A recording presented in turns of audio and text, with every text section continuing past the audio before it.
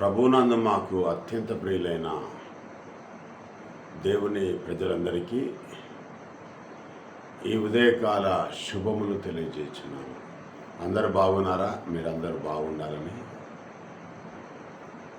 మీరందరూ ఎల్లప్పుడూ ప్రభువునందు ఆనందించేవారిగా ఉండాలని, దేవుని యందు సంతోషించేవారిగా ఉండాలని నా హృదయపూర్వకంగా మనస్పూర్వకంగా కోరుకుంటున్నాను. జ్యోతిర్మయుడగు దేవుని సంగమా, దేవుని సమాజమా, దేవుని పిల్లలారా, క్రీస్తు స్వరక్తం ఇచ్చి సంపాదించిన సంగమా, ఈరోజు బైబిల్ గ్రంథంలో నుండి ఒక ముఖ్యమైన సందర్భం, ముఖ్యమైన విషయం గురించి సమాచారాన్ని మనం నేర్చుకుందాం. అదేమిటంటే, యేసు దేవుడా లేక మానవుడా? యేసుకు శరీరం ఉందా? దేవునికి శరీరం అనేది ఉంటుందా? దేవునికి రక్తమాంసాలు అనేటివి ఉంటవా? సర్వలోకాలను కలగజేసిన దేవుడు ఈ భూమి మీదకి ఒక మానవుడిగా రావాల్సిన అవసరత ఉంటుందా? అనేకమైన విషయాలను ఈ రోజున మనము బైబిల్ పరిశీలనలో తెలుసుకుందాం. ప్రియా దేవుని పిల్లలారా, ఈ కార్యక్రమము యూట్యూబ్ ద్వారా, ఫేస్బుక్ ద్వారా, వాట్సాప్ ద్వారా, ఇన్స్టాగ్రామ్ ద్వారా వింటున్న ప్రేక్షక మహాశయులందరికీ తండ్రి అయిన దేవుని నుండి, ప్రభు అయిన యేసు క్రీస్తు నుండి కృపా సమాధానములు మీకు కలుగునుగాక. చిన్న ప్రార్థన చేసుకొని ఈ యొక్క కార్యక్రమంలోనికి మనం వెళ్దాం. మహాపరిశుద్ధుడు అయిన మా ప్రియ పరలోకపు తండ్రి, సకల ఆశీర్వాదాలకు కారణభూతుడు అయిన మా ప్రియా పరలోకపు తండ్రి, ఈ రోజున తండ్రి నా యొక్క హృదయంలో, నా మనస్సులో ఉంచిన మాటలు ఏమైతే ఉందో నాయన, నీ బిడ్డలకు వినిపించడానికి మీరు ఏర్పాటు చేసిన ఈ సమయానికి మీకు వందనాలు చేస్తున్నాను. తండ్రి, నీ కుమారులకు, నీ కుమార్తెలకు తండ్రి వింటుండగా తండ్రి వారి యొక్క మనసులను తండ్రి ప్రేరేపించి సత్యమైన వాక్కులను వారు విని వారి హృదయం ఉంచుకున్నటకు, వారికి జ్ఞానాన్ని, వివేకాన్ని, వినగలిగే చెవులను గ్రహించే హృదయాన్ని దయచేయమని మా ప్రభును, మీ ప్రియ కుమారుడకు నజరేయుడైన యేసుక్రీస్తు దివ్యనామమున అడిగి వేడుకొని ప్రార్థిస్తున్నాం మా ప్రియా పరలోకపు తండ్రి, ఆమేన్. అందరికీ షలోం, అందరికీ వందనాలు. యేసు దేవుడా లేక మానవుడా? బైబిల్ పరిశోధన. ప్రియా దేవుని పిల్లలారా, యోహాన్ రాసిన మొదటి పత్రిక 4వ అధ్యాయము 2వ వచనంలోని 3వ వచనంలోని మాటలను మనము పరిశీలన చేద్దాం. యేసు శరీరధారి అయి వచ్చనని ఏ ఆత్మ ఒప్పుకొనునో అది దేవుని సంబంధమైనది. ప్రియా దేవుని పిల్లారా, యేసు 33.5 సంవత్సరాలు బ్రతికినట్టుగా బైబిల్ వాక్యం తెలియజేస్తూ ఉన్నది. 30 సంవత్సరాలకు ఆయన బాప్తిసం తీసుకున్నట్టుగా,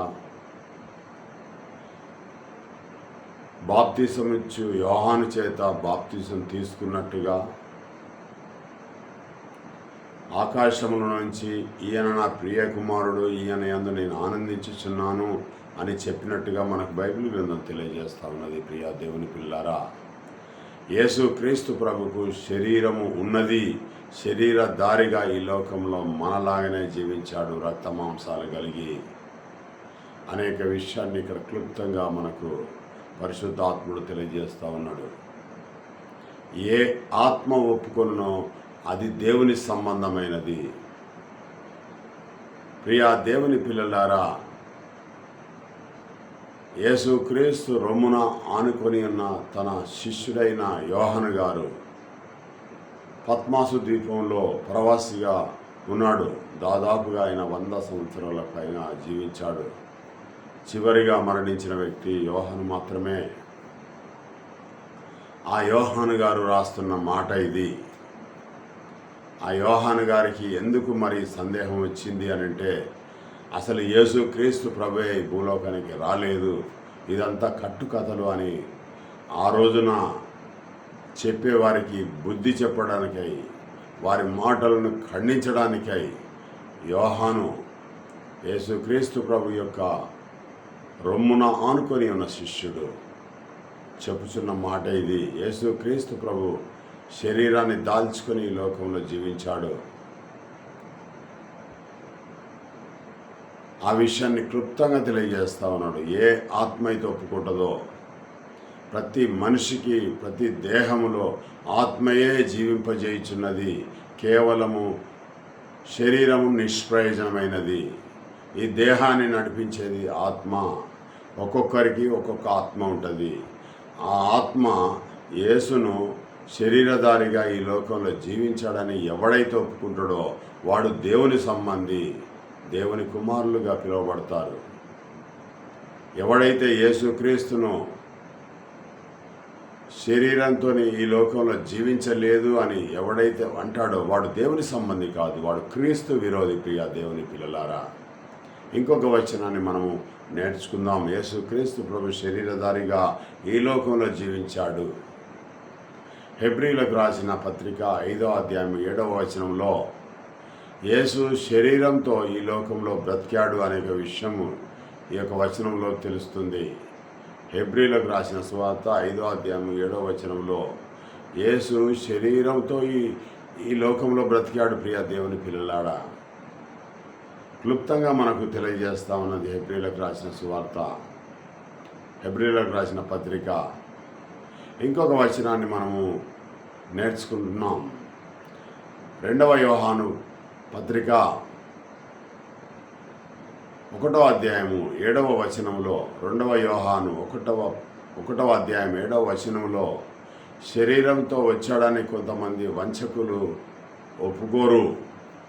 ఆనాడు యోహాను గారు 100 సంవత్సరాల కాలంలో బ్రతికిన కాలంలో అనేకమైన దొంగ బోధలు వచ్చాయి. వారు ఏమంటున్నారంటే యేసుక్రీస్తు ప్రభు శరీరంతో ఈ లోకంలో బ్రతకలేదు అని కొంతమంది అంటున్నారు. శరీరంతో బ్రతకలేదు అంటున్నారు. అసలు యేసుక్రీస్తు ప్రభు అనే ఒక వ్యక్తే లేడు అనే ఒక విషయాన్ని కొంతమంది చెప్తే, ఆయనను మేము చూచాం, ఆయనను తాకాం, ఆయనతో మాట్లాడాం, ఆయనతో కూర్చొని భోజనం చేశాం, 3.5 సంవత్సరాలు ఆయనతో బతికాం, ఆయనలో దేవుని యొక్క ఆత్మ ఉన్నది, దేవుని యొక్క ఆత్మకార్యాలు ఆయన ద్వారా చేయించాడు, అద్భుత కార్యాలు మహత్కార్యాలు చేశాడు, దానికి నేనే సాక్షిని, మేము సాక్షులం 12 మంది అని అపోస్తులుడైన యోహాను గారు వారందరినీ కూడా ఎదిరించి రాస్తున్నాడు. ప్రియ దేవుని పిల్లారా, సంఘానికి రాస్తున్నాడు. ఏమని అంటే, శరీరంతో వచ్చాడు, శరీరంతో రాలేదని అనే వాళ్ళు దుర్బోధకులు, వారు వంచకులు, అనేక మంది సమాజంలోకి బయలుదేరారు. వారి మాట నమ్మకండి. మేము క్రీస్తుతో జీవించిన వారం, మేము సాక్షులం. యేసుక్రీస్తు ప్రభుకు దేవుని కుమారుడైన దేవుడు, ఆయన దేవుని యొక్క ఆత్మను, కొలతలేని ఆత్మను యేసుక్రీస్తు ప్రభులో ఉంచి దేవుడు చెప్పాల్సుకున్న ప్రతి ఒక్క మాట, ప్రజలకు అవసరమయ్యే ప్రతి ఒక్క మాటను కూడా యేసుక్రీస్తు ద్వారా తెలియజేశాడు. ఆ విషయాన్ని క్లుప్తంగా యోహాను గారు తెలియజేస్తూ ఉన్నాడు. ప్రియ దేవుని పిల్లారా, యోహాను రాసిన పత్రిక, యోహాను రాసిన సువార్త 1వ అధ్యాయం 14వ వచనంలో కూడా యేసుక్రీస్తు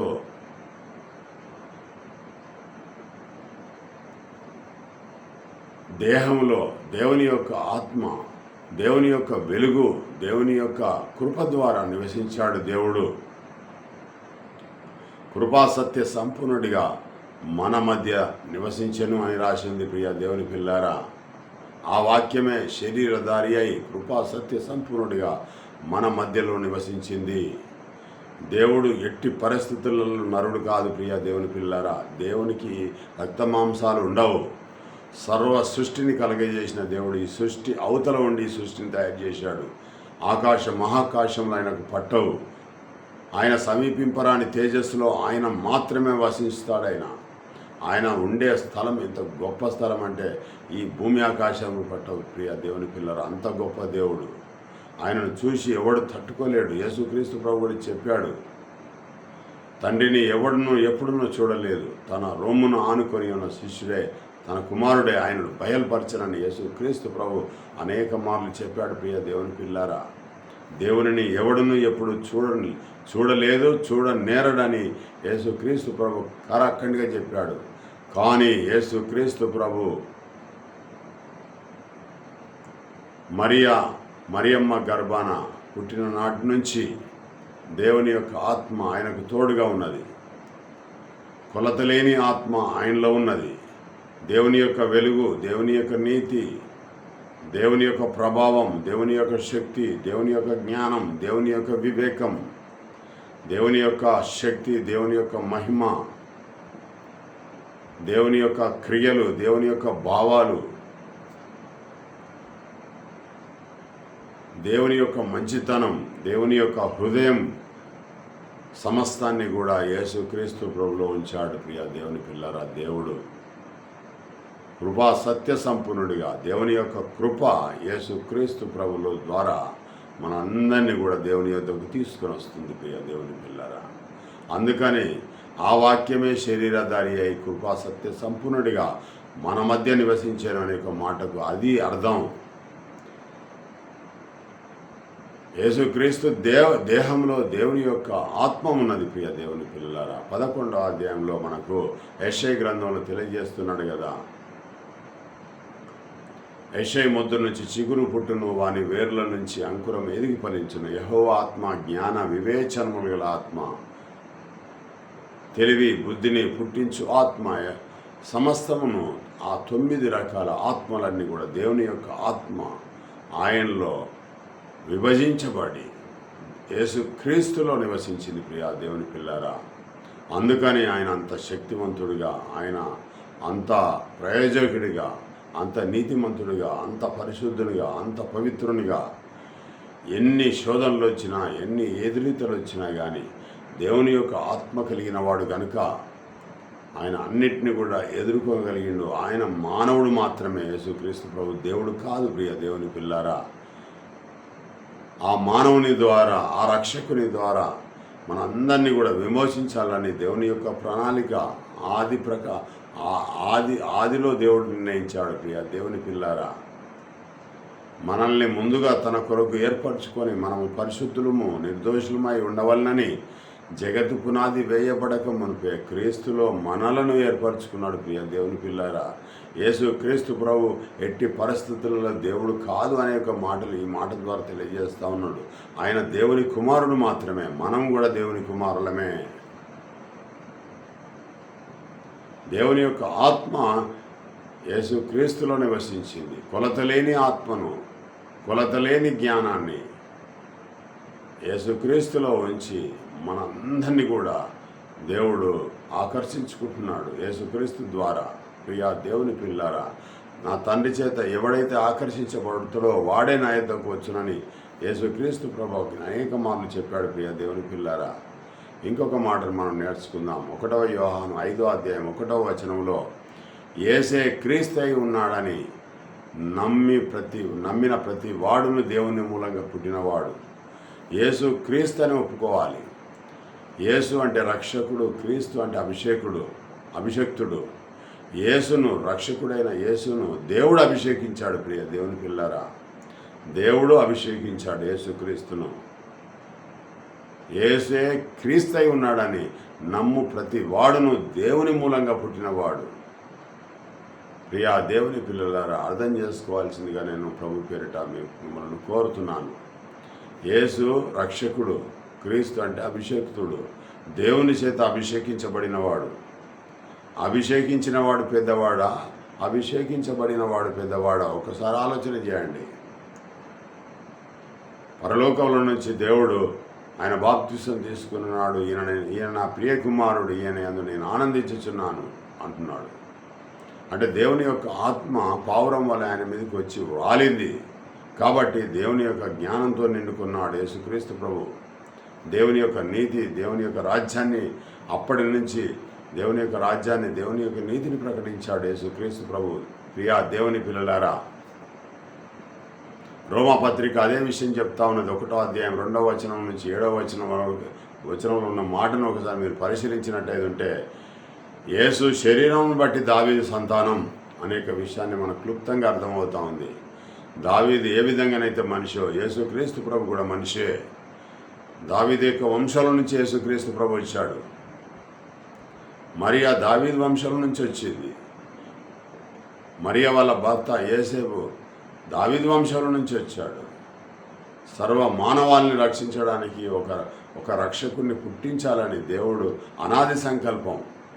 మానవులందరూ పాపం చేసి దేవుని నుంచి దూరం అయ్యారు కాబట్టి ఒక ప్రత్యేకంగా ఒక వ్యక్తిని పుట్టించి ఆయనలో దేవుని యొక్క ఆత్మను ఉంచి ఆయనను పరిశుద్ధునిగా ఉంచి ఆయన ద్వారా సర్వ ప్రపంచాలను, ఆయన సర్వ మానవాళిని దగ్గర తీసుకోవాలని దేవుని యొక్క ప్రణాళిక. ప్రియ దేవుని పిల్లలారా, ఈ మాటలన్నీ కూడా మీరు చాలా ఆసక్తితో వినవలసిందిగా నేను కోరుతున్నాను. ఎందుకంటే చాలా ముఖ్యమైన సందర్భం కాబట్టి మీరు ఈ మాటలన్నీ కూడా వినవలసిందిగా నేను ప్రభు పేరున మీకు కోరుతా ఉన్నాను.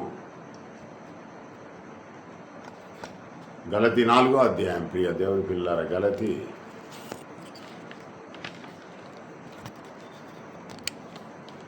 4వ అధ్యాయము 4వ వచనం 5వ వచనంలో, కాలము పరిపూర్ణమైనప్పుడు దేవుడు తన కుమారుని పంపాను. ఆయన స్త్రీ అందు పుట్టి మనము దత్తపుత్రులం కావాలని ధర్మశాస్త్రమునకు లోబడి ఉన్న వారిని విడిపించుటకై ధర్మశాస్త్రమునకు లోబడినవాడాయను. ప్రియా దేవుని పిల్లలారా, మోషే ద్వారా క్రీస్తు పూర్వం 1500 సంవత్సరాల క్రితము ఇజ్రాయేలీలకు ధర్మశాస్త్రం ఇవ్వబడినది. ధర్మశాస్త్రంలో 10 ఆజ్ఞలు, ఇంకా ఆచారాలు, కట్టుబాట్లు ఎన్నో ఉన్నాయి. కూర్చుంటే తప్పు, లేస్తే తప్పు, నడిస్తే తప్పు, అనేకమైన ఏ చిన్న పొరపాటు చేసినా బలర్పియాలి. కానీ ఎవరు కూడా ధర్మశాస్త్రాన్ని పాటించిన వాళ్ళు, పూర్తిగా పాటించి దేవుని అనుగ్రహం పోయి దేవునితో మెప్పు పొందిన వాళ్ళు ఎవరు లేరు ప్రజలారా, దేవుని పిల్లలారా. కాబట్టి దేవుడు ఒక సమయాన్ని ఏర్పాటు చేసుకొని ఒక రక్షకుడిని పుట్టించాడు భూమి మీద. అది కూడా కాలము పరిపూర్ణమైనప్పుడు. ఇక సాధ్యం కాదు, ఈ యొక్క ధర్మశాస్త్రం నెరవేర్చడం వీరితో సాధ్యం కాదు అని దేవుడు ఆలోచన చేసి ఒక రక్షకుడిని పుట్టించాడు.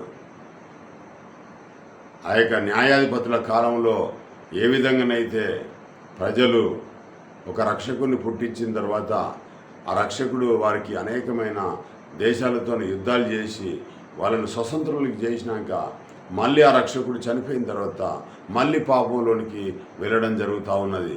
అదే క్రమంగా అనేక మంది, దాదాపు ఒక 8 మంది న్యాయాధిపతులను పుట్టించాడు దేవుడు. దాదాపుగా 14 మంది కూడా అని మనం వింటున్నాం. అంతమంది న్యాయాధిపతులను పుట్టించి వాళ్ళకు రక్షకులుగా పుట్టించి ఆ న్యాయాధిపతుల గ్రంథంలో ఆ ఇజ్రాయేళ్లను దేవుడు కాపాడాడు అన్ని జాతుల నుండి. అలాగే ఒక కాలం పరిపూర్ణమైనప్పుడు ఇక ధర్మశాస్త్రాన్ని వీళ్ళు పాటించట్లేదు, ఇక వీళ్ళకి ఏదో ఒక మార్గం చూపెట్టాలన్న ఉద్దేశంతో తన కృపచేత యేసుక్రీస్తు ప్రభుని ఈ లోకంలో రక్షకుడిగా పుట్టించి ఆయన ద్వారా దేవుడు అనేకమైన కార్యాలు, గొప్ప కార్యాలు, ఆశ్చర్య కార్యాలు ఆయన ద్వారా చేయించి దేవుడు ఉన్నాడనియో ప్రతిఫలం దయచేస్తాడనియో యేసుక్రీస్తు ద్వారా మనకు తెలియజేశాడు. ప్రియ దేవుని పిల్లారా, అందుకని దేవునిని మరిచిన ప్రజలుగా ఈనాడు చాలామంది ఉన్నారు. ప్రియ దేవుని పిల్లారా, దేవుడెవరో, దేవుని కుమారుడెవరో తెలియని అజ్ఞాన దశలో ఈనాడు క్రైస్తవ పాస్టర్లు, దైవజనులు, సువార్థికులు తయారయ్యారు. ప్రియ దేవుని పిల్లలు అనేకమైన మినిస్ట్రీస్ పెట్టుకొని ఒక్కొక్కరు ఒక్కొక్క రకమైన బోధ చేసుకుంటున్నారు. యేసే క్రీస్తు అయి ఉన్నాడని నమ్మేవాడే దేవుని సంబంధి, దేవుని కుమారుడైతాడు. యేసు క్రీస్తు కాడని ఎవడైతే నమ్ముతాడో వాడు అబద్ధికుడు. ప్రియ దేవుని పిల్లారా, యేసును దేవుని కుమారుడని నమ్మాలి, యేసు క్రీస్తుని నమ్మాలి, దేవుని చేత అభిషేకించబడిన వాడని నమ్మాలి, దేవుని చేత పంపబడిన వాడని నమ్మాలి, యేసు క్రీస్తును సమాధానం నుంచి దేవుడు లేపడని నమ్మాలి, ఆయనను రక్షకునిగా దేవుడు నియమించాడని నమ్మాలి. ఇవన్నీ నమ్మకుండా ఏసే దేవుడు అని లోకంలో అనేకమైన ప్రచారాలు జరుగుతూ ఉన్నాయి. ప్రియ దేవుని పిల్లారా, అపోస్తులు కూడా ఎక్కడ కూడా యేసు దేవుడు అని చెప్పలేదు. యేసుక్రీస్తు ప్రభు కూడా నేను దేవుడినని ఎక్కడ కూడా చెప్పలేదు. యేసుక్రీస్తు ప్రభు దేవుని కుమారుడు. అలాగని మనం కూడా దేవుని కుమారులమే. యేసుక్రీస్తు ప్రభు దేవుని యొక్క ఇష్టానుసారంగా ఈ లోకంలో జీవించాడు గనుక దేవుని చేత హెచ్చుగా హెచ్చించబడ్డాడు. తేజోమయుడై దేవుని కృపాక్షణ కూర్చున్నాడు. ప్రియ దేవుని పిల్లారా, ధర్మశాస్త్రం ఎవరు కూడా పాటించలేకపోతున్నారు కనుక కాలం సంపూర్ణమైనప్పుడు దేవుడు తన కుమారుని పంపించాడు. ఎందుకు పంపించాడంటే మనం దత్తపుత్రులను కావాలని. దేవుడు మనం దత్తపుత్రులను కావాలని, దేవునికి దత్తపుత్రులంగా కావాలని యేసుక్రీస్తు ద్వారా మనల్ని సమాధానపరుచుకొని ఒక స్త్రీ ద్వారా పుట్టించాడు యేసుక్రీస్తును. ఒక కన్యక ద్వారా పుట్టించాడు యేసుక్రీస్తు ప్రభును. ఏ మానవుడైనా కానీ ఒక స్త్రీ ద్వారానైనా పుట్టాలి, లేకుంటే తండ్రితో ఒక తల్లిదండ్రుల ద్వారానైనా పుట్టాలి, లేకుంటే దేవుని యొక్క అనుగ్రహం ద్వారానైనా పుట్టాలి. ఇప్పటివరకు ఎవరైతే కూడా ఒక ఆదాము తప్ప ఎవరు కూడా ఊడిపడలేదు. ప్రియ దేవుని పిల్లారా, ఒక ఆదాము తప్పే దేవుని యొక్క హస్తముల చేత నిర్మించబడ్డాడు. మిగతా వాళ్ళందరూ కూడా తండ్రుల గర్భాల నుంచి, లేక యేసుక్రీస్తు ప్రభు మాత్రం తల్లి గర్భాల నుంచి వచ్చాడు. స్త్రీ అందు పుట్టాడు, ఒక కన్యకు పుట్టాడు. ఎందుకు కన్యకు పుట్టవలసి వచ్చింది? యేసుక్రీస్తు ప్రభు ఎందుకు దేవుడు కన్యక ద్వారా పుట్టించాడు అని అంటే, ఆల్రెడీ అంతకుముందుకే 3వ అధ్యాయం 15వ వచనంలో ఆదికాండంలో తెలియజేశాడు. నువ్వు దాన్ని మణిమే వేయకూడదు, అది నిన్ను తల మీద కొట్టునని. అప్పుడే ఆ స్త్రీ అందు పుట్టాలని దేవుడు అక్కడ ఒక ప్రవచనం రాశాడు. ప్రియా దేవుని పిల్లారా, ఈ విషయాలు గమనించవలసిందిగా అక్కడ రాశాడు కాబట్టి ఆ ప్రవచనం నెరవేరాలి కాబట్టి ఒక కన్యక ద్వారా పుట్టాడు యేసుక్రీస్తు ప్రభు. దేవుడు పుట్టించాడు, ఆయన ఏం పుట్టలేదు. దేవుడు ఆయనకు ఒక శరీరాన్ని ఇచ్చాడు. ఆ శరీరము సర్వ మానవాళి కొరకు అర్పించడానికే ఇచ్చాడు. ఆ శరీరం హెబ్రీలకు రాసిన సువార్త, హెబ్రీలకు రాసిన పత్రిక 10వ అధ్యాయం 5వ వచనంలో, కాబట్టి ఆయన ఈ లోకమందు ప్రవేశించినప్పుడు ఇలాగూ చెప్తున్నాడు, బలియు అర్పణను కోరలేదు కానీ నాకు ఒక శరీరం అమర్చితివి. ఇంత క్లియర్గా చెప్తా ఉన్నాడు. నువ్వు ఆనాడు ధర్మశాస్త్రం మూలంగా ఏదైనా పాపం చేస్తే, ధర్మశాస్త్రం లెక్క ప్రకారంగా ఎవరైనా పాపం చేస్తే బలులు అర్పియాలి. ప్రియ దేవుని పిల్లారా, సమాధాన బలులని, దహన బలులని, అనేకమైన బలులు 5-6 రకాల బలులు ఉన్నాయి. ప్రియ దేవుని పిల్లారా, ఆ బలులన్నీ అర్పియాలంటే వారి సంవత్సరం అంతా కష్టాల్సిన డబ్బంతా కూడా వృధా అయిపోతూ ఉన్నది. అనేకమైన జంతువులు బలవుతున్నాయి. దేవునికి అన్ని జంతువులు బలి కావడం దేవునికి ఇష్టం లేదు. కనుక ఒక వ్యక్తిని, ఒక రక్షకుని పుట్టించాడు. న్యాయాధిపతుల కాలంలో ఫిలిస్తీన్ల నుంచి రక్షించడానికి ఒక సంసోన్ గారిని ఏ విధంగానైతే రక్షకుడిగా పుట్టించి దాదాపుగా 20 సంవత్సరాలు వారికి నెమ్మది కలిగజేశాడు. కానీ ఇప్పుడైతే సర్వ మానవాళి రక్షణ కొరకు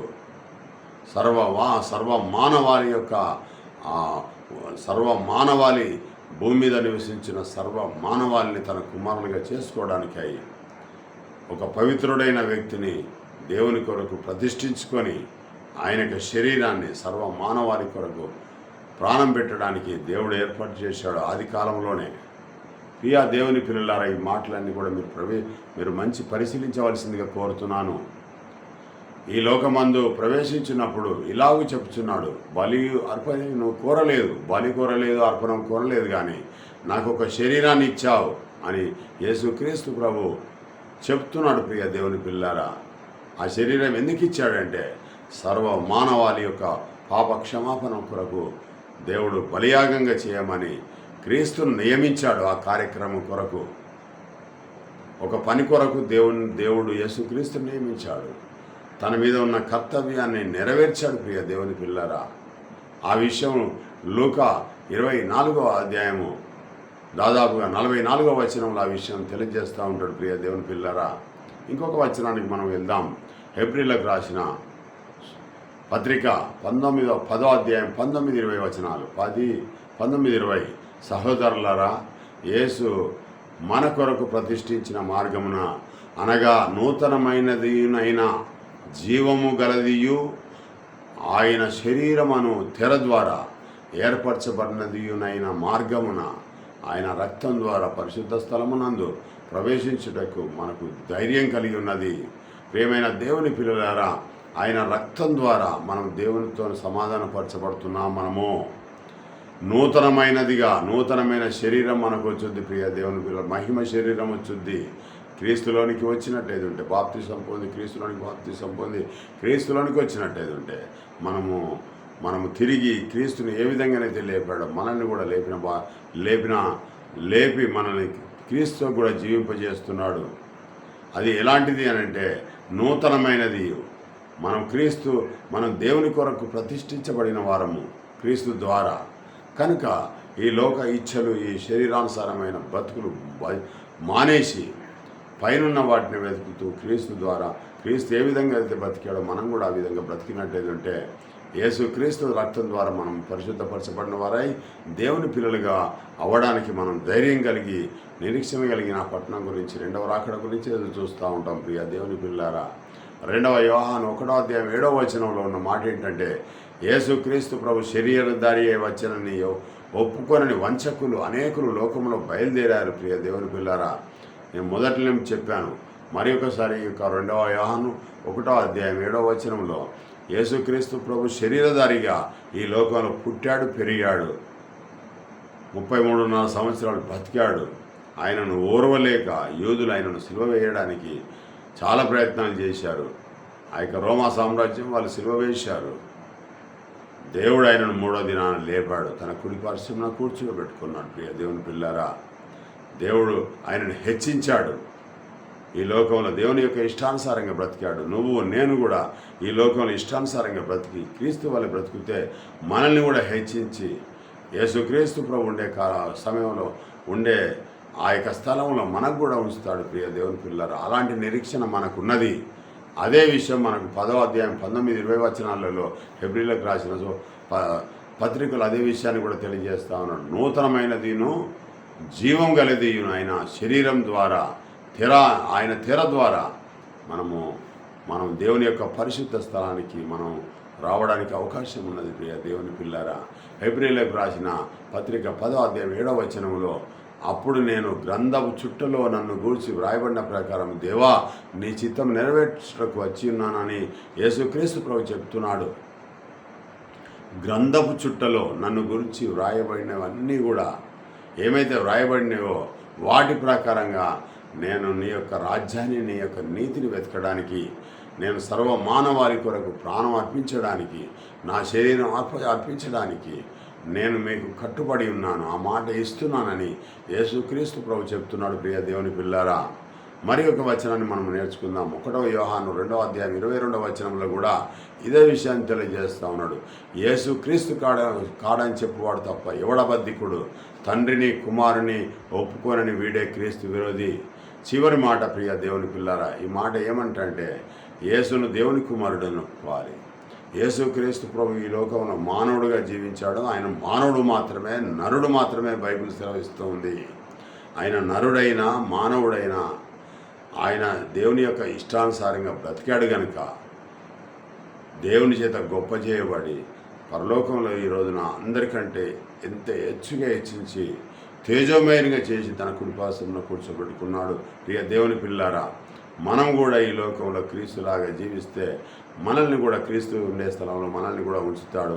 మనం కూడా దేవుని కుమారులుగా యేసుక్రీస్తు ప్రభు సహోదరులుగా ఉండడానికి అవకాశం ఉంటుంది. ప్రియ దేవుని పిల్లారా, ఈనాడు చాలామంది యేసే దేవుడని, యేసే సృష్టికర్త అని, యేసే సర్వాన్ని కలగజేశాడని, ఈ యేసే యెహోవాని, ఆ యెహోవాయే పరిశుద్ధాత్మ అని కలగూరగంపజేసి దేవునికి రావాల్సిన మహిమను యేసుక్రీస్తు ప్రభుకి ఇచ్చి వారే అంధకారంలో జీవించి వారే నాశనానికి దారి తీసుకుంటున్నారు. ప్రియ దేవుని పిల్లారా, యేసుక్రీస్తు ప్రభు ఎట్టి పరిస్థితుల్లో దేవుడు కాదు, ఆయన దేవుని కుమారుడు.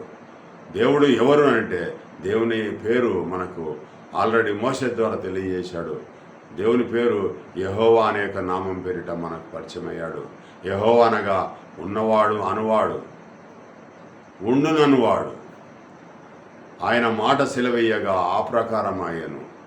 ఈ సర్వ సృష్టిని కలిగజేసేది దేవుడు.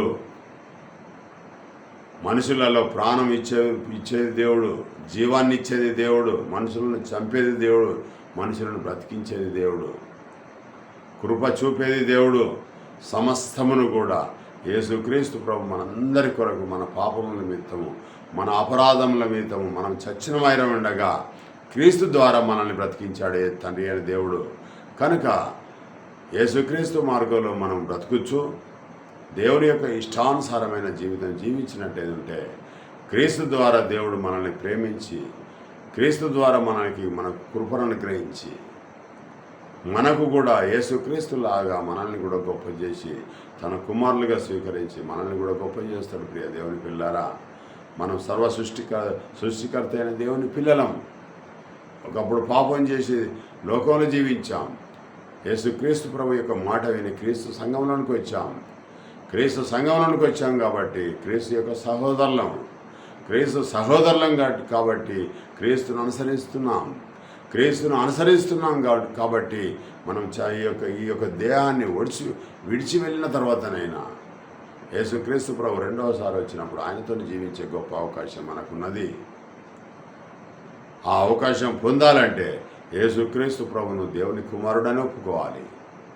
యేసుక్రీస్తు ప్రభును మనలాంటి మానవుడని ఒప్పుకోవాలి. మానవుడైనా కానీ పరిశుద్ధంగా జీవించడం ద్వారా దేవుని చేత గొప్ప చేయబడ్డాడని నమ్మాలి. అలా నమ్మితేనే మనకు పరలోకం, అలా నమ్మితేనే నిత్య జీవం. యేసుక్రీస్తు ప్రభును దేవుడని నమ్మి, ఆయనే సృష్టికర్త అని నమ్మి మీరు అదే విశ్వాసంలో ఉంటే మీకు నష్టం. ప్రియ దేవుని పిల్లారా, బైబిల్ ఏం తెలియజేస్తూ ఉందంటే మనుషులందరూ రక్షణ పొంది సత్యమును గూర్చిన అనుభవ జ్ఞానం పొందవాలని దేవుడు ఇచ్ఛించుచున్నాడు.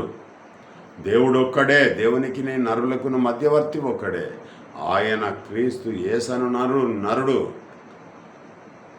ఆయన అందరి కొరకు విమోచన క్రయధనంగా తన్ను తాను సమర్పించుకున్నాడు. ప్రియ దేవుని పిల్లారా, అర్థమవుతుంది కదా. యేసుక్రీస్తు ప్రభు ఆయన నరుడు మాత్రమే, మనుషుడు మాత్రమే. ఆయన రక్త మాంసాలు కలిగిన వాడే, ఆయన శరీరం ఉంది ఈ లోకంలో. ఆయనకు మనలాగానే నొప్పిలేస్తుంది గిచ్చితే, ఆయన మనలాగానే గాయం దెబ్బ తగిలితే ఆయన కూడా నొప్పిలేసుద్ది. నీళ్ళు లేకుంటే ఆయన కూడా దాహమైద్ది. ఆహారం తినకుంటే ఆయన కూడా ఆకలి అయిద్ది. అయినా కానీ ఆయన పరిశుద్ధంగా జీవించడం ద్వారా దేవుడు ఆయనను గొప్ప చేసి, హెచ్చించి, తేజోమయంగా చేసి తన కుడిపార్శ్వంలో కూర్చుండబెట్టుకున్నాడు. ప్రియ దేవుని పిల్లరా, అలాంటి అవకాశం మనకు కూడా రావాలంటే యేసుక్రీస్తు ప్రభు చెప్పిన మాటల ప్రకారంగా ఈ లోకంలో జీవించి దేవునికి ప్రియులుగా, దేవుని బిడ్డలుగా, దేవుని కుమారులుగా, దేవుని కుమార్తెలుగా, దేవుని పరిశుద్ధులుగా, దేవుని పవిత్రులుగా, నిర్దోషమైన గొర్రెపిల్ల ఏ విధంగానైతే యేసుక్రీస్తు జీవించాడో ఆ విధంగా మనం కూడా జీవిస్తాం.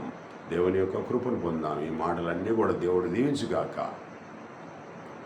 ఈ మాటలన్నీ ఇక మీ వినికిట్లో ఈ మాటలన్నీ కూడా ఫలించుగాక.